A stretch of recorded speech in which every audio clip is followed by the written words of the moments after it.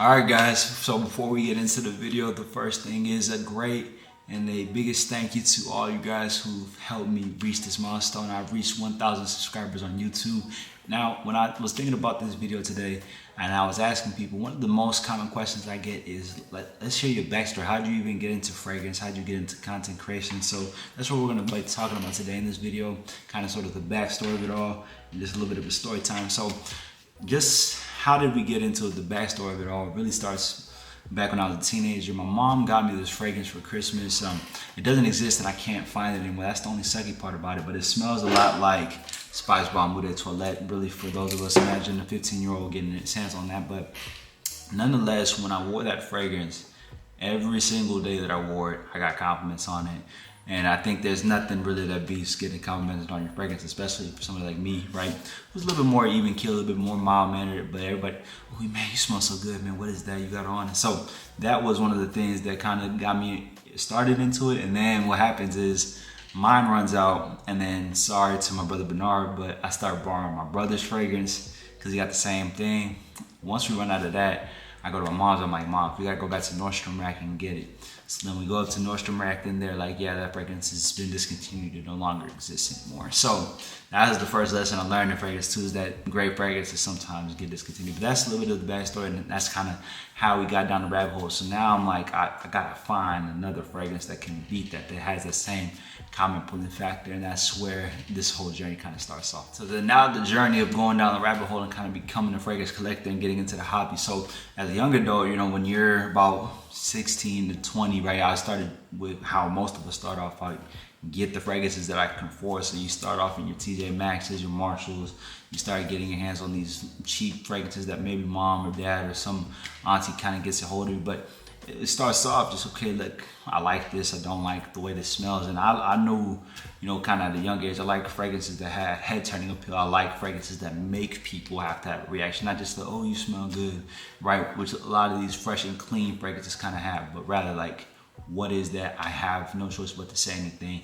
And so I started off with those cheapy fragrances. So that's your Nautica's, you know, your Burberry's, a lot of them, and some of these brands that were more known as clothing designer brands rather than these dupe brands that we have now in today's day. But nonetheless, that's how I kind of got into the fragrance rabbit hole and started building my interest and piquing my interest. Then when I started working after I graduated from college, you know, and I got my first job, I then had the funds to be able to invest in real designer popular fragrances. So, you know, you start your collection off with a fragrance like Bleu de Chanel, Dior Sauvage, you know, the things that most people know and love. And then that's when I started looking at YouTubers, fragrance YouTubers. The most notable one was Jeremy Fragrance at the time.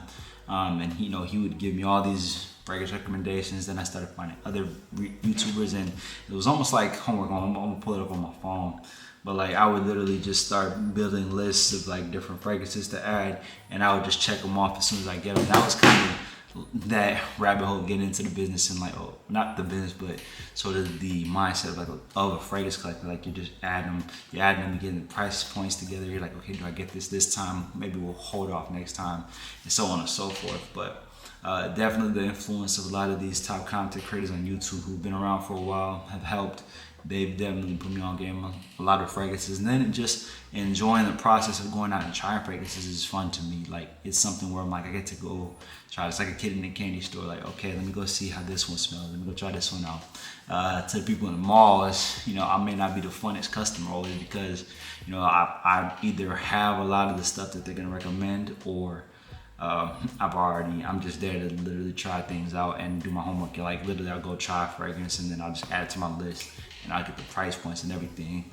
And there's a reason why, but that's really kind of where this journey whole starts off, is you just kind of go down this tunnel of, okay, let me try this fragrance, let me see what this fragrance is like, let me research this one and this one and this one, and it becomes a whole hobby into itself. Now, when we talk about how I became a content creator, right? So I wear fragrance every day, everywhere, especially when I started working and I kind of get my hands on these real scents. Part of it is I love to smell good, you know, as we've established, but it's also a way to do some research on my own. Like, I build my own opinions, not just what the YouTubers at the time were telling me as far as this fragrance is great, or post comments. Like sometimes I wear a fragrance just to see if it's going to get reactions from the community. Are people gonna say anything about it? Which is where, like this fragrance here, Le Male Parfum, that this has been my road dog and kind of the game changer fragrance for me, because this was one of the first fragrances, and this was kind of the fragrance when I would wear this in the gym. So many people, man, you smell so good. What is that? You know, women, oh my gosh, that smells so great. Da, da, da, da. And so this was the fragrance, and why I always recommend it, why I have an affinity to it, is because this was the fragrance for me that really kind of helped me become a content creator. And the reason I say that is because me wearing fragrance everywhere and wearing these nice fragrances to the gym, starting to get that feedback from people. People will start asking me, like, hey man, what do you recommend for this? What do you recommend for this? What do you recommend for this? Where can I buy this? Where do you buy your stuff? So then, but a couple of buddies of mine and a couple people I know were like, why don't you just become a content creator? Like, we need the help. You're good at it. And on top of that, another thing that happened is I became a teacher too, where you're giving presentations and you're talking to people for a living, essentially. So it's like, why don't you just get on camera and you can just teach people about fragrances too? And that one, it was like, maybe I'm a little camera shy. I was a little bit hesitant at the beginning. One, the reality is that it was something novel. It was something different, and it was gonna force me to get out of my comfort zone, which at that time, you're still kind of learning how to do. You know, you don't want to always sit in front of a camera, but at the end of the day, I was like, you know what? That's a new challenge, right? That's a new challenge to take on, and if I can help people, which I've always been about, you know, every video I do, it's because I'm trying to help people find their signature scent, trying to help people who maybe need help with fragrance, want to smell good, want to, you know, have something where it pulls them confidence. Hopefully it builds their confidence. You know, if they can do it by smelling good, by getting a fragrance that I recommend to them, then that's rewarding in itself. But nonetheless, you know, after getting enough feedback, after getting enough people kind of like, hey, why don't you become a content creator, we'll support this, that, and the third. And I get a camera, and I get on camera and I start making videos. And I was inconsistent in the beginning. Part of it was, you know, just getting used to being on camera, getting used to being a content creator, what that really means, right? And then on top of that, I looked at other projects as well, and I was doing other things in fragrance, which we'll talk about later on down the line. But then in this past year, it's like, well, we're just gonna fully focus on the YouTube channel and just build the community up. And then from there, you know, we'll see where it takes us. But that's kind of how we got into being a content creator.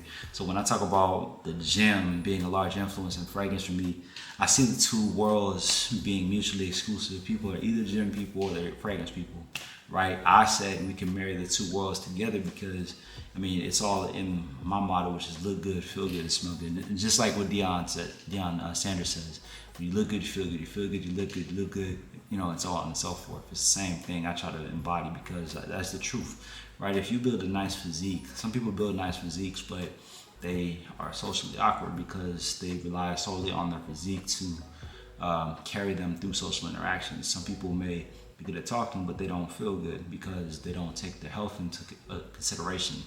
Well, I say you have to have both in order to really accomplish the things that you want in life. That's the secret. The secret is if you look good by investing money in having good nutrition, having a good physique that you're proud of, that you feel good in, and then also you look good, you feel good, and then you ice it off by smelling good.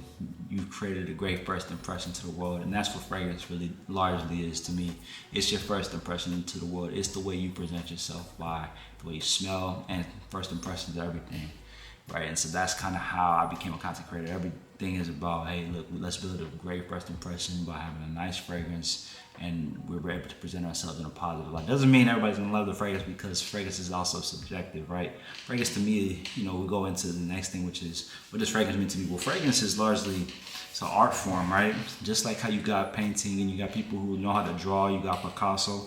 For me, fragrances are a form of art because, you know, there are different perfumers from different parts of the world who are able to kind of blend their notes based on what they've experienced, what they like, and they're able to kind of emulsify them and put them together, and you get some of the top fragrances in the world. So you look at Middle Eastern fragrance brands like Afnan and so on and so forth, Al Haramain, where those are known for being kind of more spicy, more oud based, but You know, they have that twist, and then you have Spanish perfumers, you have German perfumers, French, and so on and so forth. And so just getting all the different types of works of art, all the different types of fragrances is one of the reasons why I love the hobby, right? And then you combine it with the gym too. It's like, I always talk about having a nice pre-workout fragrance and how you should be wearing fragrance to the gym.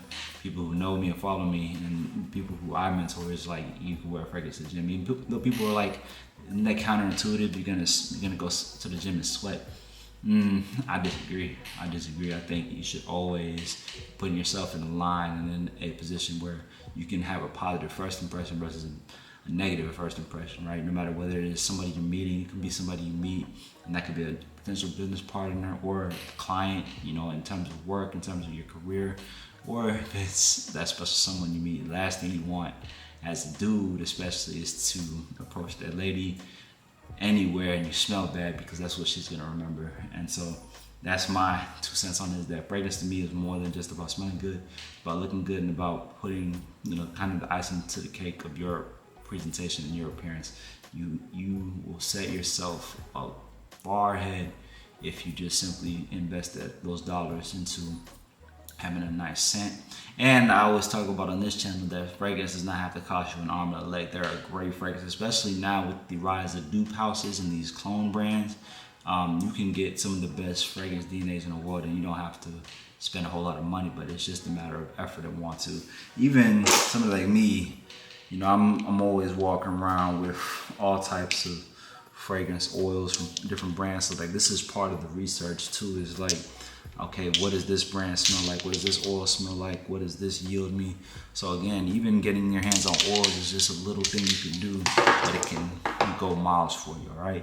But nonetheless, guys, that'll do it for today. Again, like I said, and I'm gonna keep saying it, I appreciate you guys who listen, who tap into the channel, who have subscribed to the channel, who supported the movement thus far to this point of getting us to the first 1,000 subscribers and just building this fragrance family, building the community. You guys are commenting and engaging with the videos, which I've loved. I appreciate it.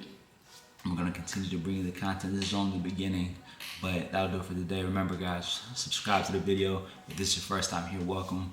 Make sure to comment any videos, any fragrances you guys want to see on the channel. What was y'all's backstories to how you guys got into fragrance? For those of y'all who are watching fragrance content, you know, what is it about fragrance that you guys take an interest in? What is it that you guys like?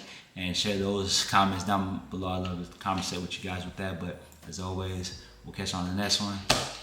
Much love.